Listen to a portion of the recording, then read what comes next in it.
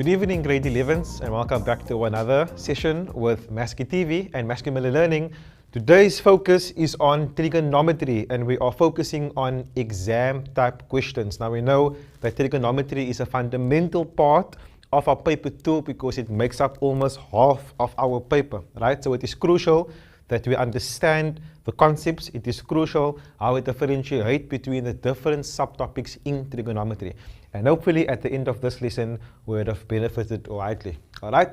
So in this lesson, what we are wishing to learn at the end of the lesson is to determine our trigonometric ratios, right? We're going to apply the reduction formulae to simplify trigonometric ratios or expressions, and then also we will simplify algebraic trig expressions using the identities. All right.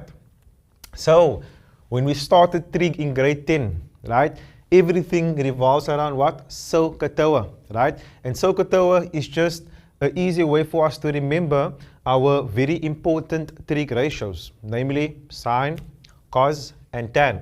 So we know in a right angle triangle, all right, we have our 90-degree angle, and we also have our angle, which is theta. This can be beta, it can be alpha, it can be x, okay? So how do I find this angle over here? I know that the sum of the angles in a triangle is 180 degrees. So if I subtract 90 from that, I'm left with 90 minus the remaining angle is theta. That's why I have 90 minus theta. What's very important for me to understand as an introduction to trigonometry are my basic trig ratios, namely sine, cos, and tan.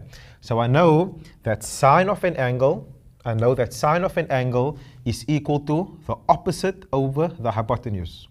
I know that cos of an angle is always equal to the adjacent over the hypotenuse. I know that tan of any angle is always equal to the opposite side over the adjacent side. Very, very important, important information for us to know. So again, opposite 90 is our hypotenuse, opposite the angle, whatever angle we are referring to is my opposite side, and then the remaining side is my adjacent side, okay? Now, another very, very important aspect of trigonometry are my special angles, okay? And what is so special about these angles? The angle of 90, 60 degrees, 30 degrees, 45 degrees, right? It is angles that we will use. It is angles that are given to us, or it's rather two triangles, right, that are there to simplify for us when we are known the angle of 45 degrees, when we are known the angle of 60 degrees, when we are known the angle of 30 degrees, right? Now you must remember that trigonometry comes a long way back. Its invention comes a long way back. And during its invention, there wasn't such a thing as calculators, isn't it? And people used to work with trigonometry and with trigonometric ratios and with triangles without the use of a calculator. And they have discovered that there are certain angles that is used more often than other angles, right? There are some angles that are used way more often than other angles. Then they were like, you know what? Let us summarize these angles. And those very popular special angles were the angles 45 degrees, 30 degrees, and 60 degrees, right? And they just put it in two triangles, and it's a way simpler way for us to understand when we need to find certain angles if we are known the angles, right? So we can find cos of 45, we can find sine of 60 degrees, we can find tan of 30 degrees, whatever it is. And we can also see that these two special triangles are right angle triangles. So if we are not given the hypotenuse, we can actually just apply Pythagoras' theorem, and we will see that we will indeed get to square root of 2. If we apply Pythagoras' theorem in this triangle over here, we will get 2 as our hypotenuse as well, okay? So special angles, very important to understand, right, to memorize, but we will get there when we do the problem solving. All right, and then again, right, another heartbeat of trigonometry is our cast diagram, All right, it's our cos diagram. We know that it starts with 0 degrees and it goes to 90 degrees, and this is our first quadrant over here. And what is the A? It stands for all, right? So all trig ratios are positive in the first quadrant, right?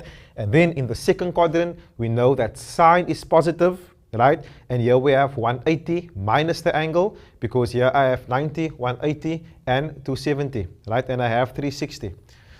And then in my third quadrant, I have tan to be positive, and in my fourth quadrant, I have cos to be positive, and all the other angles is negative.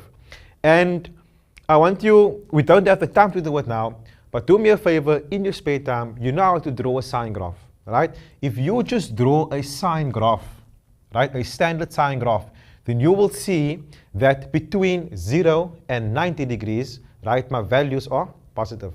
Right? You will see for a sine graph between 90 and 180, it is sine will be positive, but then tan and cos will be negative. Right? If you check for cos, right, you will see that only there cos will be positive, but then tan and sine will be negative. But we just need to understand that the cos diagram is divided into 4 different quadrants. Right? In the first quadrant, all trig ratios are positive. In my second quadrant, only sine is positive, the other 2 will be negative. In my third quadrant, I will have tan to be positive, and then sine and cos will be negative. And then in my fourth quadrant, I will just have cos to be positive, and then obviously sine and tan will be positive. Again, in my second quadrant, I can see here, it is always 180 minus the angle, right? Because I won't have any value exceeding 180 over here. In my third quadrant, I have 180 degrees plus the angle, and then in my fourth quadrant, I have 360 degrees minus the angle, right? The cos diagram, and they call it cos because it's the easy way for us to remember which angles are positive in which quadrant. So we start with C for cos, we go on to A for all, we go to S for sine, and we come down to T for tan, okay? Right, then this looks like a lot, but it really isn't if we just understand again how our quadrants work. So this is called the reduction formula. And the reduction formula, we can see that the root to it here is what? Reduce. So here we're looking to reduce angles, right? Reduce angles to what? To whatever it is that we need. And in most cases, we're going to reduce the angles to special angles, right? Or angles that we need to know in order to solve the problems, right? So we can see here, they're giving us the reduction formula. We need to know this, but we can also use our cos diagram to help us obviously get to the angles which we need, or the trig ratios which we need. So we can see here that 180 minus any angle, right? So we know that 180 is here in the second quadrant, as stated over there, right? And we know what is sine given. Sine is given as, if we go back to SOHCAHTOA, right? Sine is given the opposite over the hypotenuse, right? We need to know this out of our heads. Sine opposite over hypotenuse. We need to know that cos is the adjacent over the hypotenuse. We need to know that tan is the opposite over the adjacent. We must know it like the tip of our fingers, all right? So we know that sine is opposite, right? So if I look at my opposite side here, I can see that y is positive over, what will it be? The hypotenuse, right? The hypotenuse is also positive. In fact, it is always positive. And a positive is a positive, right? That is why sine is positive. But I also know in the second quadrant, right? 180 minus, right? It's also sine, so it must be positive as well.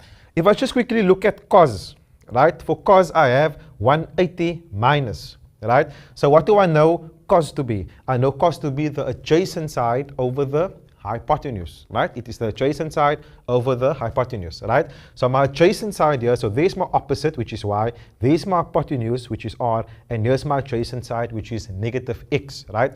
So cos is known as the adjacent side over the hypotenuse side. So obviously the adjacent side is negative x, all right? My hypotenuse is r, and a negative divided by a positive is a negative. That is why I have cos to be negative. But again, not that I don't need to know that, I need to know that, but I know that in my second quadrant, it is sine is positive there, and it is 180 minus, so everything else essentially would be what? Negative, okay? I know that 180 plus, right? So I'll go here, A, S, T, C, all right? So I know that here tan is positive, right? Tan is positive in my third quadrant. So I can see that tan is positive. And the other two angles is negative. We can use our cos diagram as a reference, so we don't have to really memorize, but it's still good to know it. And then lastly, I know in my fourth quadrant over there, which ratio is positive. Cos is positive, meaning that sine and tan is negative. And again, I know that cos is defined to be as what? The adjacent side over the hypotenuse, all right? So my adjacent is obviously x, okay? And then my hypotenuse is r. A positive number divided by a positive number is a positive number, and that is why I have cos to be positive, okay? So this is my reduction formula, right? I'm going to try to reduce angles to see what it is that I need for my trig ratio. And if you want a clear explanation of this or a clearer picture, you can refer to your Platinum Maths textbook on page 146. So look how they simplified it here for us. In quadrant 1, we just have our reference angle. In quadrant 2, we have 180 degrees minus our reference angle. In quadrant 3, we have 180 degrees plus the reference. And in quadrant 4, we have 360 degrees minus our angle. We're going to use this information, right, when we're going to solve the problems that are to come. All right, we are almost done with our notes, right?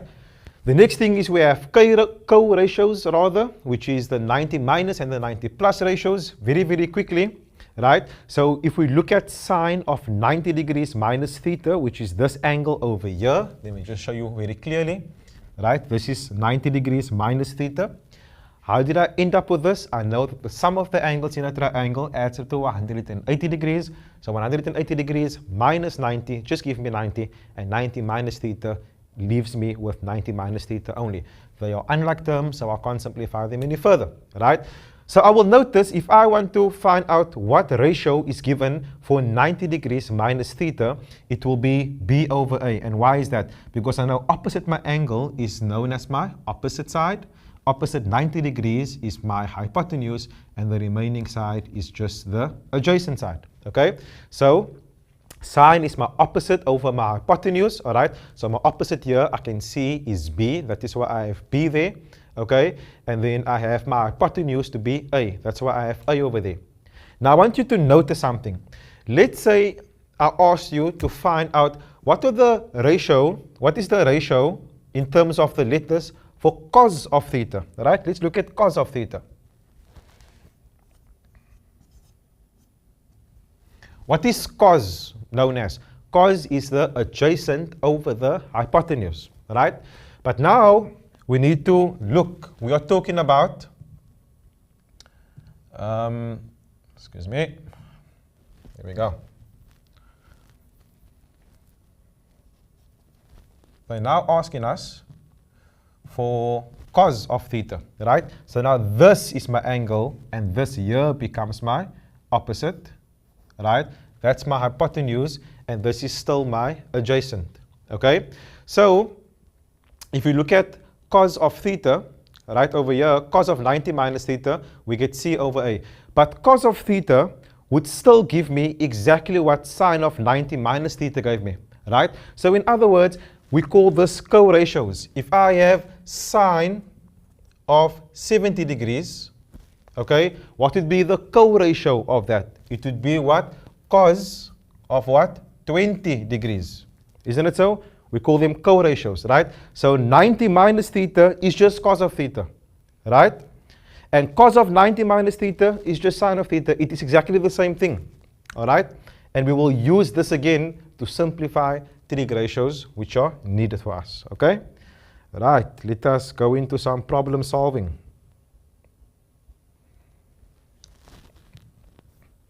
Oh, before problem solving, right, we just have another very important aspect, which is called identities, okay? And identities is we're looking at two trig ratios, right, that are exactly the same.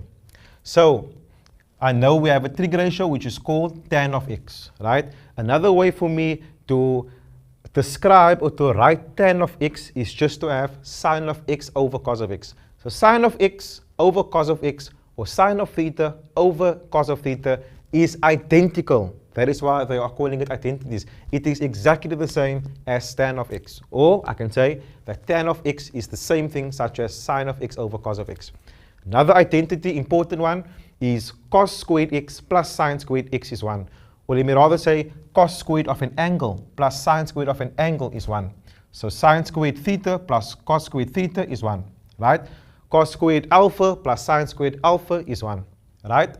Then we also know that sine squared x is equal to 1 minus cos squared of x, and with that, cos squared of x is equal to 1 minus sine squared of x. So I can just, if I need to, I can replace sine squared of x with 1 minus cos squared of x. Or I can replace 1 minus sine squared of x with cos squared of x, right? So these are your identities. We're going to come back to it now. We're going to use it, but you need to understand this. We must know that tan of x is equal to sine of x over cos of x. We need to know that sine squared theta plus cos squared theta is what? 1. We need to know that sine squared of theta is equal to 1 minus cos squared of theta. And we must know that cos squared of theta is equal to 1 minus sine squared of theta, right? It's a lot to know, but once we know it, we can go ahead and we can solve every problem. So before we get into the problem solving, I'm going to leave you with a short break. Before I get into the break, just have a look at what the question is asking, and once we come back, we're going to start with the problem solving. I'll see you soon.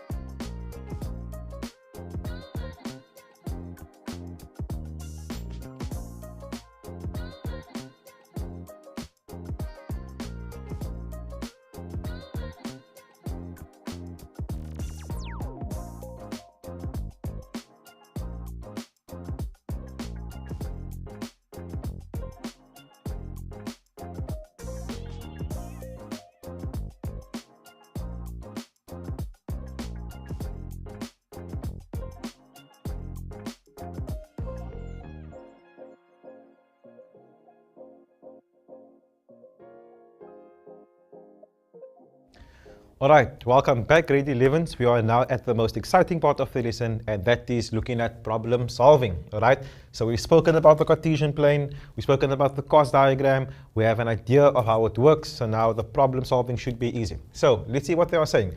In the diagram below, a point T, which is x and 15, is a point on the Cartesian plane such that OT, so the length of OT is 17 units. Alright, the point P, which is negative 2 and A, lies on that line OT. Then K is a point on the positive x-axis. We know that we're always starting on the x-axis and we're going in the anti-clockwise direction, right, for our angle. So again, we start on x and we go in the anti-clockwise direction for positive angles. And we will go in a clockwise direction for what? For negative angles, just a note, right? So K is a point on the positive x-axis, right? And TKO is theta. So there I have theta, which is made up from the x-axis, go in the anti-clockwise direction. That is why my angle is positive, right? Let's see what the questions are asking. So the first question is asking for the value of x, okay? So here I have x. So x is a point over here. So what do I know? I know if I'm working with points in a plane, the first thing I need to do is I need to complete my triangle towards the x-axis. So let me do that. Let me complete my triangle towards the x-axis. So here we go. So I complete my triangle towards the x-axis, and I know that this angle here is 90 degrees, okay? That's my first point. Second point, I'm going to fill in the information that is given to me, right? So I'm given that the length of OT is 17 units. So I have 17 there. What else is known to me, right? It's still a bit difficult for me to find out what x is. What is x, by the way? X is this length over here, right? It is this part of the triangle. So I know I want to use Pythagoras, but for Pythagoras, I need two sides known to me.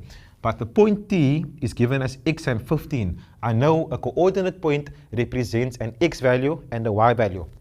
X is what I'm looking for. The y value is given to me as what? As 15, okay? So can I go ahead and do Pythagoras now? Yes, I most definitely can, okay? And what do I know about Pythagoras? If I'm working in right angle triangles, I can square the hypotenuse, and that will be equal to the sum of the squares on the other two sides, all right? So I can find A easily now, x rather. So to answer 5.1.1,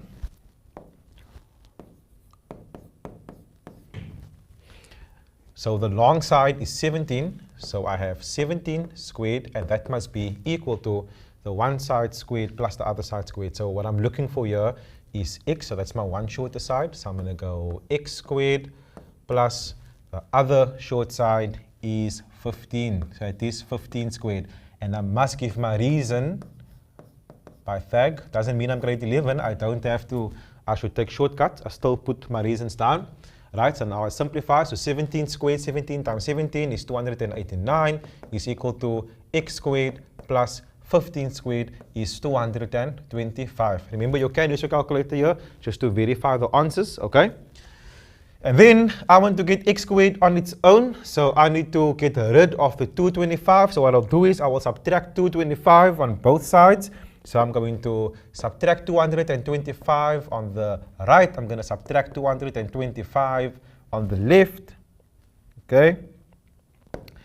So now I'm only left with x squared, right? And 289 minus 225 gives me how much? It gives me 64, isn't it? Yes.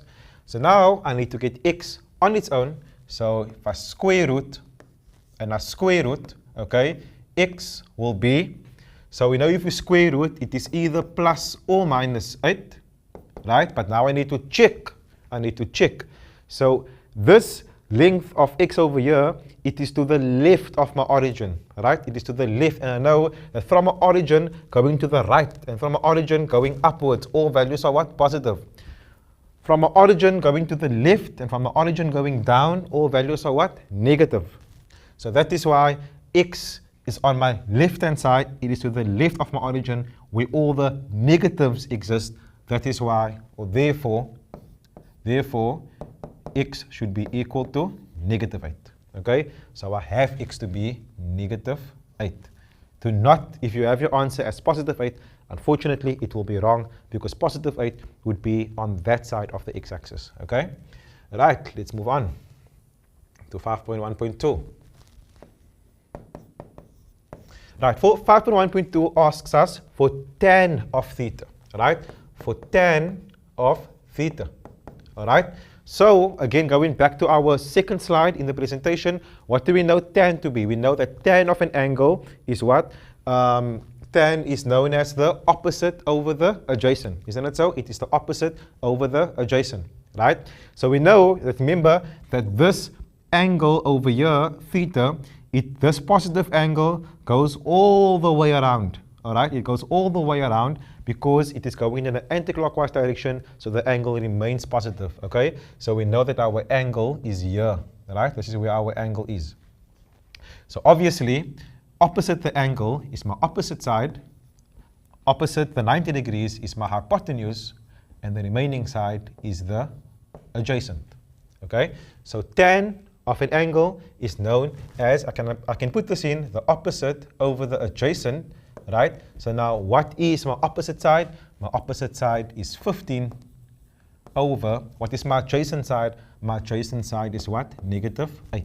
And there I've solved for tan. I can see it's a 1 mark question, so it shouldn't be too difficult, all right? So that was tan of theta. Now moving on I'm moving on now to cos of 180 minus, right? Cos of 180 degrees minus theta.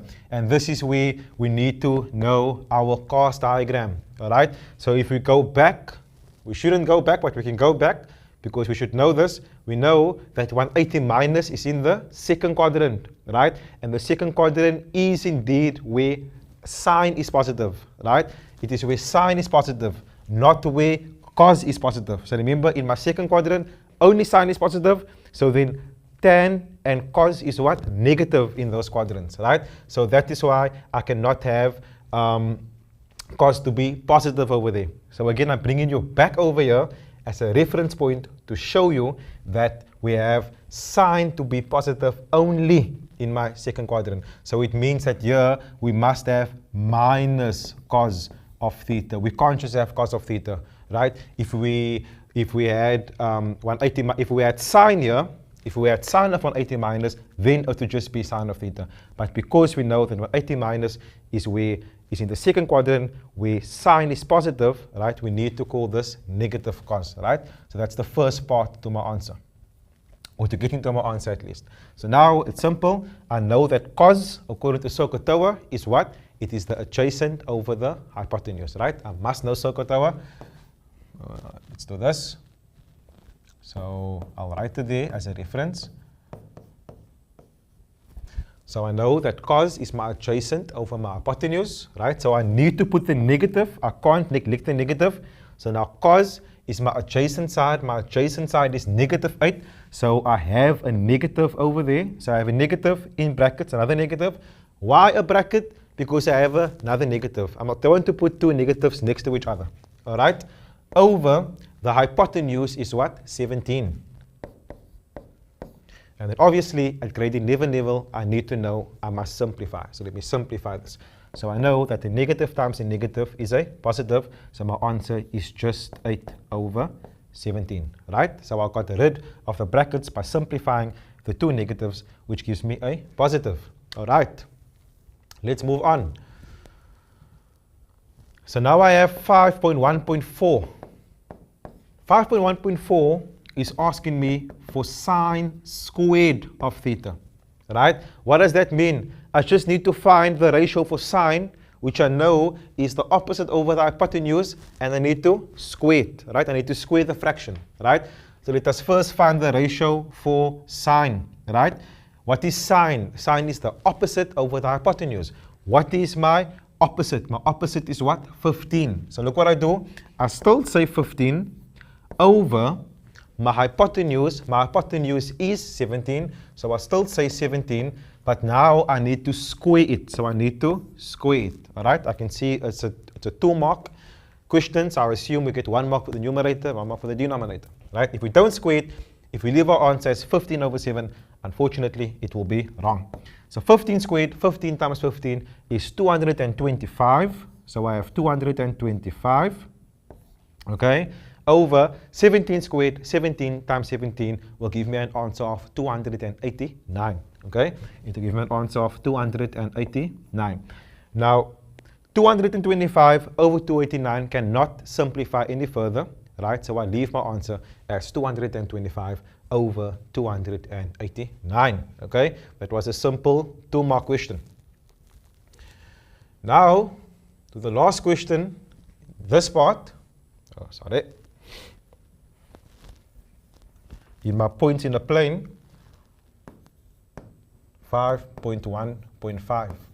Let's see what they're asking us now. Now they're asking us to find the value of A. Okay, they want us to find the value of A. Now before that, I'm going to clear my screen so we can get a good idea of what is happening over here. Right, so where's A? There's A. A is given for the point P. Now I want you to notice something, right? There's many ways we can do this, right? We can use similarity, right? But that will be a bit complicated and a bit long to do. The easiest way is to work with something we are familiar with. Now we know in analytical geometry in grade 10, we have learned something called collinear points, right? And collinear points are points that all lie on the same line. What is so significant about collinear points? It is that the gradients are all equal. What does that mean in terms of this over here? How many points are on this line, by the way?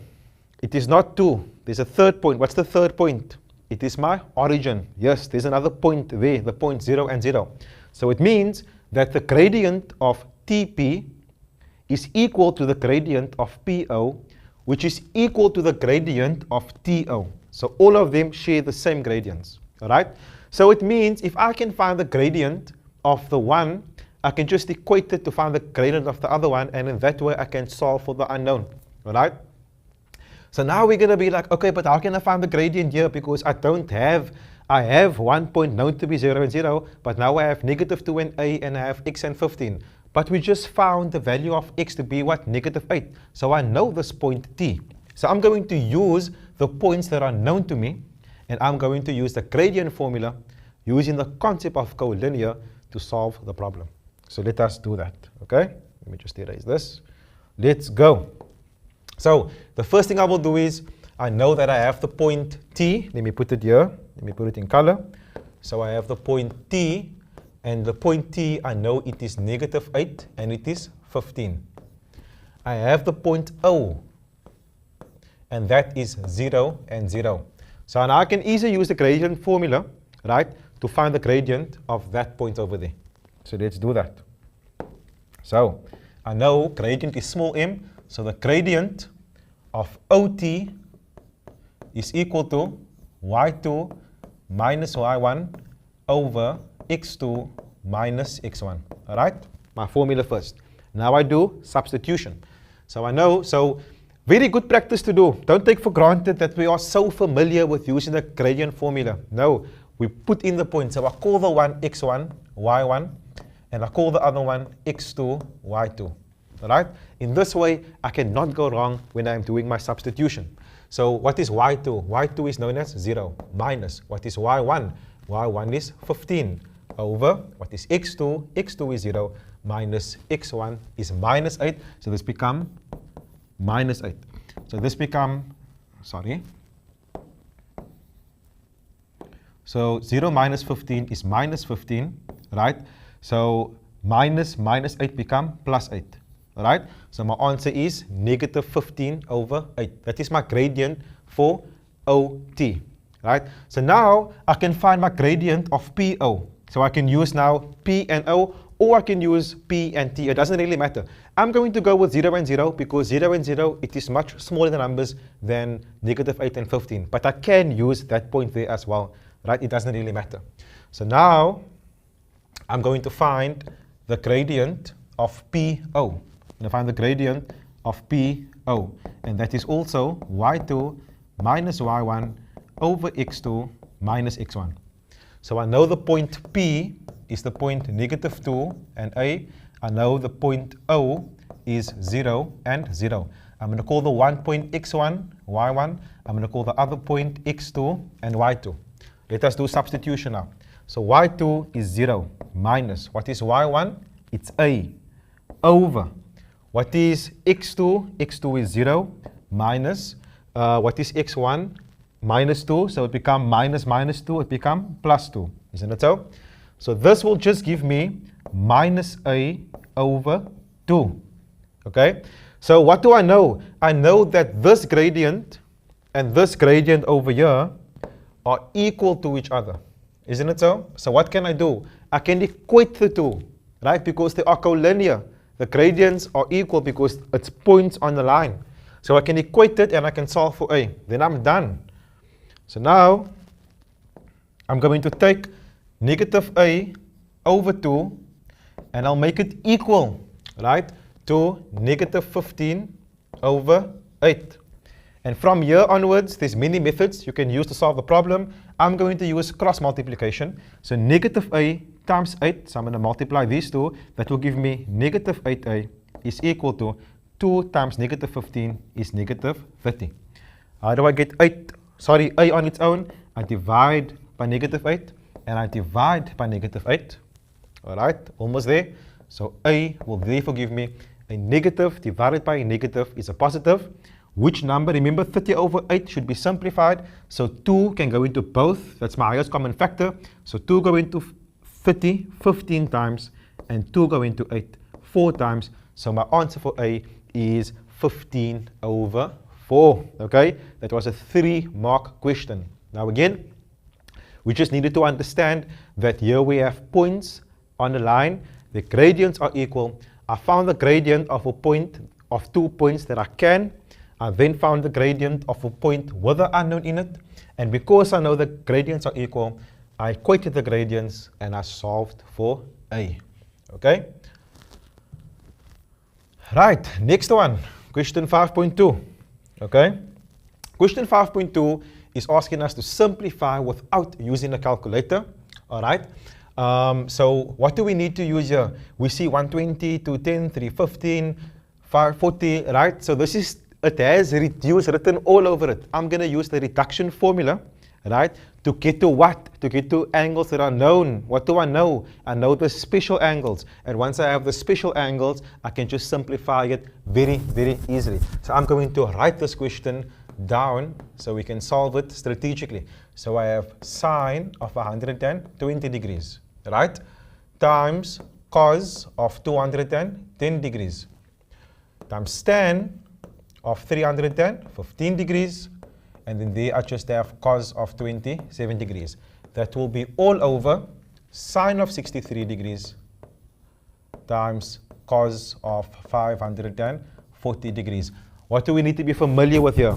Our cos diagram and our special angles, right? And I added it there for us, right? So there's our special angles, right? And there is our cos diagram. If we know this, it will be very easy for us to solve this problem. So, what am I trying to get to? I'm trying to get to angles of 45, 30, and 60, so that I can use this in the end to solve the problem.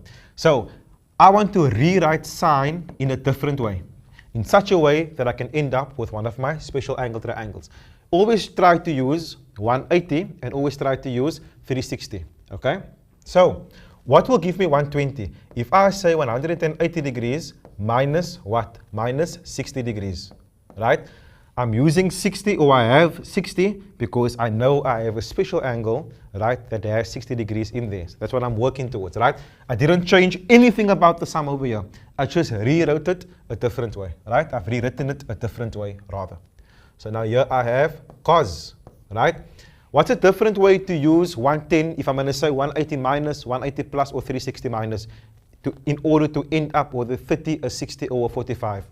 Of course, I can say 180 degrees plus 30 degrees, all right? Okay, I might be running out of space. So what I'll do is, I will just rewrite this, but I'll rewrite it a bit smaller, right?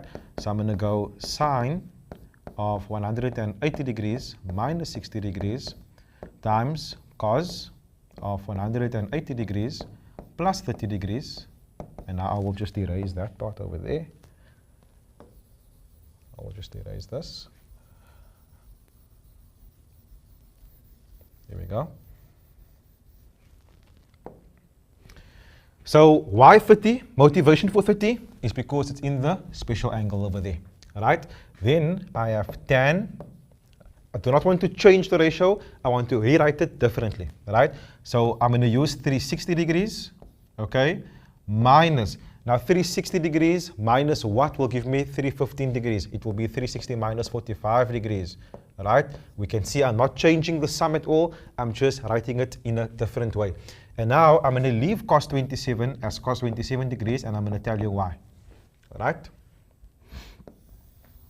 So now, what do I have here? Here I have sine of 63 degrees. Okay? What did we learn about this? So I can have sine, right? But now, before this, we learned about what? Co-ratios, isn't it so? And we said that sine of 90, right, minus an angle will just be cos of that angle. So 90 minus 27 degrees, right, will still be sine of 63 degrees, all right? And then what do I do when I have 540, right? I just add or subtract, okay, 180 degrees to get back into my cos diagram here, an angle between 0 and 360 degrees. So here, I'm obviously just going to subtract 360 degrees.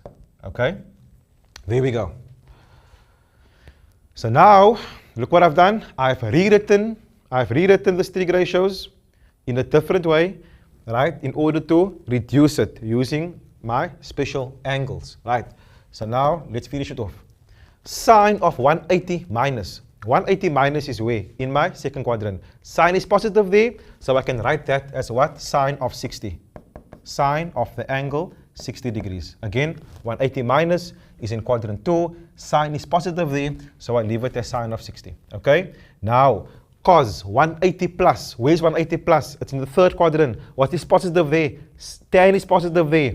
Cos isn't positive there, so I write it as minus, I'll put it in brackets, so it's minus cos of the angle, which is what? 30 degrees. There we go. Then tan is 360 minus. 360 minus is in my fourth quadrant. What is positive there? Cos is positive there, right? Not tan. So it must be negative, right? So again, I have negative tan of the angle, which is what? 45 degrees. Again, I'm going to leave cos of 27 here. And this is why I left cos of 27 there. I know that sine of 90 minus an angle simply becomes what? Cos of that angle over there. We've learned co-ratios just now before this, right? And then cos of 540. So what is 540 minus 360? It is just what? 180. So here I just have cos of 180 degrees. Look what I've done now. I've reduced this angle. I know that 180 is a critical angle, so I can leave it as that. Okay, I don't have to reduce that. So now I'm going to use my special angles to solve the problem. Boys and girls, you can use your calculator as well, but it is imperative to also look at the triangles and solve the problems in that way. So what is sine of 60? Sine of 60, so in other words, I'm going to ignore this triangle. I'm only working in this triangle over here now. So my angle is obviously 60 degrees. Right? So if my angle is 60, then this here is my opposite. That's my hypotenuse. This is my adjacent. I know that sine is opposite over hypotenuse, right? So what is my opposite here? My opposite is root 3. So my opposite is root 3 over my hypotenuse is what? 2. So that is sine of 60, done. Now I have negative cos of 30. So I put my negative in there so long. So cos of 30, so now I'm working in this triangle. So if I'm talking about 30 degrees, opposite 30 is now my new opposite, right? So now I know that cos is the adjacent over the hypotenuse. I'm going to put it here as a reference, so we know we have SOHCAHTOA. Right? So I know that cos is my adjacent, so this is my opposite, right? That's my hypotenuse, so my adjacent is root 3. So I'm multiplying this, so it is root 3 over, my hypotenuse is 2, right? And then tan of 45, so here I have another negative. So 45, I'm working in this triangle over here now, and tan is opposite over adjacent. So my opposite is 1 over, there's my hypotenuse, so my adjacent is just 1. All right? Look what happened with cos 27, the cos 27, they cancel out. Okay, if we divide the 2, I'm left with what? I'm left with 1. And 1 times anything is just whatever it is, so it's fine. Over.